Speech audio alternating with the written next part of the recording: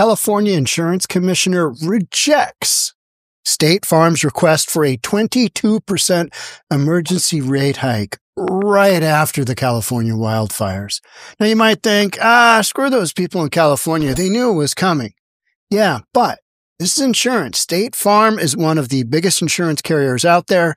This impacts all of us. Let's get into it. Here we go. Here's a little video that kind of gives us a little bit of the backstory here. Why do they need an insurance rate right after the wildfires? Watch this video. It gives us a little bit of backstory on this rate hike. The California Department of Insurance says it will investigate the rate application and that it is scheduling meetings with all parties involved in this. People who live in the Pacific Palisades remain navigating through the aftermath. Home after home is destroyed. As homeowners here figure out next steps in rebuilding, State Farm announced Monday it's seeking a rate hike averaging 22%. In a statement, the insurance company says State Farm General has received more than 8,700 claims and had paid more than $1 billion to customers as of February 1st. The statement goes on to read, the costs of the January 2025 wildfires will further deplete capital from State Farm General. Capital is necessary so an insurance company can pay for any future claims for the risks it insures. I think a lot of people are angry. They're angry as it is. They're angry about how this whole fire happened. But those State Farm clients, a lot of them are disturbed that it's taking so long to get people out here. Denise Z is an attorney and president of the Pacific Coast Association of Public Insurance Adjusters. She was here in the Palisades Monday with some of her State Farm clients. Across the board, I understand State Farm has insured a lot of people. However, at this point in time, especially we're standing in the Palisades right now, looking at that, it's completely outrageous. Most of these people have either have claims that are open or have lost their homes. It's not the proper time to hike up. In a statement Monday, the California Department of... What I would say there is, unfortunately for those people, this has been a situation that has been ongoing for a very long time. And California law basically precludes insurance companies from getting a rate boost unless they go through a rate hike, unless they go through this long, arduous process. And there's no guarantee they're going to get it. So when you've got a catastrophe like this, it's kind of an indication of, they're asking for a big increase. That means they've run the numbers. Are they insolvent? Well, they are the biggest insurer of any company out there with the wildfires in California, and they've got exposure in other markets as well. So they need more premiums to stay in business. There's no good time to ask that. There's never a good time for them to ask the regulatory board to do that. So, you get this attorney in there like, it's taken so long. Well, you had how many thousands of people get displaced? This is going to take forever. And these insurance companies are going to bump their rates to the moon. This is just the first volley. Of Insurance said in part the rate filings from State Farm raised, quote, serious questions about its financial condition. The statement goes on to say, to protect millions of California consumers and the integrity of our residential property insurance market, the department will respond with urgency and transparency to recommend a course of action for Commissioner Lara. And this rate request still needs to be approved by the California Department of Insurance, which is expected to take some time. To read that full statement from State Farm, make sure to head to NBCLA.com. So catching up on that, they got rejected. No go. You guys are just going to have to suck it up and take it. We're not doing anything here. That's what the California Insurance Commissioner said. California Insurance Commissioner on Friday turned down a request by State Farm General for an emergency 22% hike of its home insurance rates due to Los Angeles wildfires, saying the company hadn't proven it was warranted. Don't know what you're talking about. That whole nationwide, worldwide news story of, homes being burnt to the ground, just leaving a chimney. That whole thing, not warranted. Nah, I don't think so. You gotta really show us some proof here. We can't just arbitrarily willy-nilly approve this kind of increase. No, we can't do that. We're California. We say no when yes is warranted. Commissioner Ricardo Lara said the state's largest home insurer has failed to prove it needs the increase or explain how the additional premium dollars would affect its prior decisions to stop writing new home policies in the state and not renew existing policyholders. All right. Hey, how about this? We just had a catastrophic bunch of claims come through our system, and we need to raise some rates because we need to get some more capital back in here. Now, whether or not the commissioner is going to believe him based on that, don't know. What is one of State Farm's options? To pull out of the market entirely. Entirely. They've been hanging in there, right? And they have been asking, hey, we're going to need to make change-ups to this policy model because this doesn't work. And that's why so many other insurance companies have pulled out, because California law basically doesn't allow business to operate the way it needs to be in a free market. Just doesn't. It just doesn't. My goal is to make sure policyholders do not have to pay more than is required.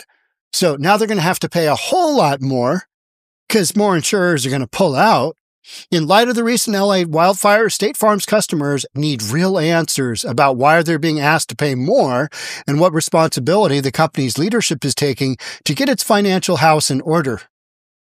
I'm sorry, have you not been following the news? This has been an ongoing story. We have talked about this in length, specific to the California wildfire phenomena, right? Wow, it's big corporate. They've changed the weather system and now everything's burning up. You got a bunch of circumstances here that, it resulted in massive homes being burnt down to the ground. And insurance companies got to cover those. State Farm's the biggest one. And they basically haven't been able to do what they need to do. And they're still willing to be in the marketplace because they've made, this is a integral part of their business. Is insuring these homes, insuring for better or worse. This is what they've chosen to do. Because when you look at the array of insurance providers in California, State Farm is way out ahead. And when you have an insurance basically company set up by the state because every other insurance company has pulled out, kind of tells you what's going on, right? Gives you an indication of, all may not be well here in the Narnia of California. The insurer asked for the emergency rate hike earlier this month, as well as increases of 38% for rental dwellings and 15% for renters and condo owners, with the new rate hikes taking effect May 1st. Company said it needed the funds to replenish its capital due to the cost of fires, as it awaits a decision on an outstanding request for a rate hike filed last year. So this stuff is it takes forever. It's California. You've got massive amounts of bureaucracy. And this is part of that process. And now you've got a whole bunch of people that are screaming mad, hey, my house burned down. I had insurance, but they're not going to cover the whole cost to rebuild. I have insurance, but I have insurance, but I don't have insurance. I'm screwed. I'm selling my land. I don't have insurance. The list just goes on. The insurer, a subsidiary of State Farm Mutual Automobile Insurance Company of Bloomington, Illinois, said it's already received at least 8,700 claims and paid more than $1 billion to customers. S&P Capital IQ estimates the losses will total $6.5 billion prior to reinsurance payments. That's when the insurance company gets reimbursed by their reinsurers. It's insurance for insurance, right? We have gone to great lengths to clearly answer the questions outlined by the commissioner. While we're positioned to handle all the claims associated with the most recent wildfires, State Farm General must seriously consider its options within the California insurance market going forward. Okay, when we hear those words, those are fighting words, meaning we may need to pull out of your market entirely. That's something that happens in California, right? You've got leaders who are like, well, what are you going to do? We're just going to say no. What are you going to do? Are you going to leave? Then the company leaves and they move to Texas. Yeah. Then the company, like State Farm, pulls out. Yeah, we're no longer offering But State Farm, because they do so much business in California, they want to keep that train a-going. And so in order to do that, state insurance commissioner, insurance is a different drill and it is highly regulated.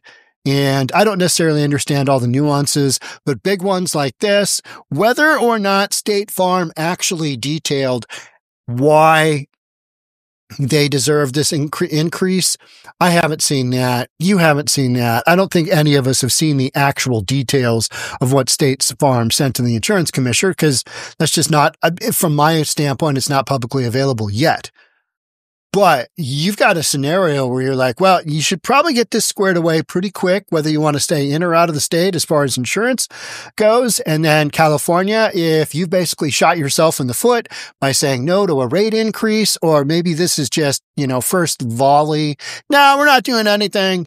Down the road, you're going to, just ever so sneakily and quietly just approve that increase, and everybody gets all pissed off. Our insurance went to the moon. What happened? Well, that rate increase, they got it. Last March, the company announced it would not renew 72,000 home, apartment, and other property policies in California. We podcasted on that. None of these stories is brand new. This is the inevitable result of policy that some would say doesn't make a lot of sense. Yeah. A lot of sense. Citing wildfire risks and other concerns that followed its decisions in May 2023 to stop writing new business, homeowners, and other personal property and casualty insurance in the state, with the exception of personal auto policies, because their risk there isn't that much greater than other states, right? But with the whole wildfire thing, the whole homeowners insurance, you've got exposure there. You've got known exposure there. And as an insurance company, you kind of got to take that whole tranche or not, right? You can't just take bits and pieces. So then last June, State Farm asked for a 30% rate increase for its homeowners policies and other rate hikes that have yet to be decided. That request took state officials by surprise, with Laura saying at the time it raised serious questions about its financial condition. They're looking through State Farm with a fine-tooth comb. They're looking through their proposal. This was just the first, launch out there. No, don't give it to them. Don't give it to them. And some of this has to do with the optics of how this looks. Hey, you're supposed to be, making sure everybody's feeling good about their rebuild, about all that. And now you're asking for more money? Oh, yeah, no. If the insurance commissioner just bent over and took it, that would just be one more California politician who just looks like an idiot, and the constituents would blame that individual for the rate increase. Oh, yeah. Remember when they just passed that thing straight on through? Remember that? Let's blame it on them. Yeah. You've got that. There's a whole complex kind of system that has gotten us where we are. And so much of it has to do with poor policy decision making along the line. State Farm said its latest emergency request is necessary because they don't have the capital moving forward. Got how many billion? The insurer said it's lost $2.8 billion over the last 9 years, including gains from investment income. It also noted State Farm's general financial rating was downgraded last year by A&M Best. However, State Farm Group, led by State Farm General, was given a superior financial rating in December by the ratings agency. Didn't all the folks that ran the polls, didn't they say that Trump and Harris were neck and neck? You can't believe everything you see in the media, right? Especially when it comes down to financial ratings. Oh, yeah. Interesting. You gave them a 5-star review and you got a business deal all going. That's interesting. In his letter, Laura asked State Farm to provide further documentation justifying its rate request, more information about its allegedly deteriorating financial condition, and an explanation as to why State Farm Mutual could not provide financial support to its California subsidiary. Stuff they got to go through, right? Their attorneys look at the thing and they say, nope, we need this before moving forward. They're going to give State Farm the increase. You know damn well they're going to do it. It's a matter of time, right? It's a matter of time. He requested a February 26th meeting with State Farm to address the issues that would also be attended by Consumer Watchdog. Oh, I feel so much better. That's great. They're going to be there? All right. Like they'll understand. We agree that the company needs to provide more information, but they do need to do it in a formal hearing process where we have discovery rights and the rights to examine State Farm's books and experts. Okay. So you're going to turn it into a big deal. This is not going to go quickly. It's not going to go quietly. So State Farm has said it is prepared to give refunds for customers who pay the interim emergency rates if the department approves lower increases for the rate hikes sought last year. They need more money. They need capital infusion. That's what they're pointing at here, right? And, it's not hard to see with the way the California wildfires went. Is this a big shocker? No. Are you surprised at all? No. I can't believe that State Farm, the largest provider of insurance in this area of California, I can't believe they're asking for a price hike on their premiums when California has held those price hikes artificially low based on state law. I can't believe State Farm is doing this. The gall to try and stay in business. Who knows? Who knows what the angle is here, right? Who knows?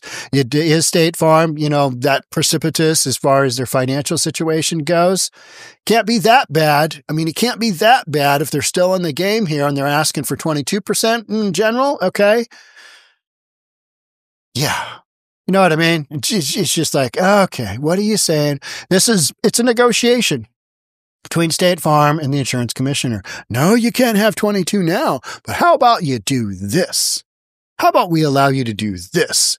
That's what you'll see next. Yeah, the lawyers will dwell on small details. They'll come back with this and that, a bunch of nonsense. And then I'll come back and podcast. Yep, they gave it to him. They gave it to him. Can you believe that? Yes, I can. Yes, I can. Insurance company, they're going to get what they need to keep moving forward. Otherwise, they basically just pull out of that market entirely. And state of California, insurance commissioner, they don't have that many options because their own insurance, the FAIR Act, the FAIR Plan, whatever it is basically insolvent as well. So meanwhile, this is one of my best right here. Meanwhile, fire-ravaged California spending nearly $10 billion on health care for illegal aliens. No to a rate increase from a company who apparently needs it and has probably warranted it, but yes, on $10 billion on health care for illegal aliens, some of them criminal. Huh. That's weird. California this is California. This is how California operates. And right now, it's not operating all that well. Let's see if I can find it here. Yeah, get this one. Look at this joker. This is the Attorney General for California. I watched this interview. I'm going to be recording this one as well. California Attorney General. We're not helping feds deport criminals because, quote, we want to focus on crime. Let me read that one again. California Attorney General, we're not helping the feds deport criminals. No way. We're not helping the feds deport criminals who commit crimes. I don't know if you knew that's how this works, but it does. And he's stating this because we want to focus on crime. Yeah, it is painful to listen to these politicians dance around the fact that Trump and Doge are getting things done. And they want to point to all this ridiculousness that isn't really reality. Oh, yeah, they're going into the schools. They're going into the churches. Well, they haven't done that yet, and there's no indication they will. But if there's a criminal illegal alien hanging out in church, I don't know. I say we send ICE in and you know what? Your church service gets interrupted because you've got a criminal illegal alien in your midst. I'm okay with that. All right. Hey, church it's on break for 10 minutes. Yeah, get that guy out of here. Get that bastard out of here. He needs to go back to El Salvador or wherever he's from, right? And then we'll do a kumbaya moment, and we'll wrap up for the day. Happy Sunday, everybody. Or school. Hey, yeah, need to get this guy out of here. Your janitor is wanted for child sex trafficking, bringing in drugs into the country, and he's been here illegally since, do you mind if we take him out? Those are the kinds of arrests that ICE is making right now. And you're seeing very, very few headlines on that because it doesn't fit the narrative on, all the good guys are being taken to jail, to prison. There's another one. I'm just going to keep going on this because California, in addition to its insurance, it's a sanctuary state. ICE arrests illegal immigrant Amazon delivery driver convicted of drug manufacturing, child sex abuse, and public safety threat. ICE got that guy in Seattle. And we got another one here, right? We got another one here. Where's that one? ICE Seattle arrests Salvadoran fugitive wanted for murder in El Salvador. Ooh, he's hanging out in Seattle. Seattle ICE, you guys are getting famous. You guys are taking down the bad hombres. And I'm all for it. People have asked me so many times, now that Trump's in office, is Seattle getting all squared away? No, but ICE does seem to be doing their job, which is taking criminal, illegal aliens, taking them away and deporting them. And I'm okay with that. And you should be too. All right. That's it for me on this one. Thanks so much for being here. I'd love to have you subscribe, do all that good stuff, and I'll see you on the next one. Bye for now.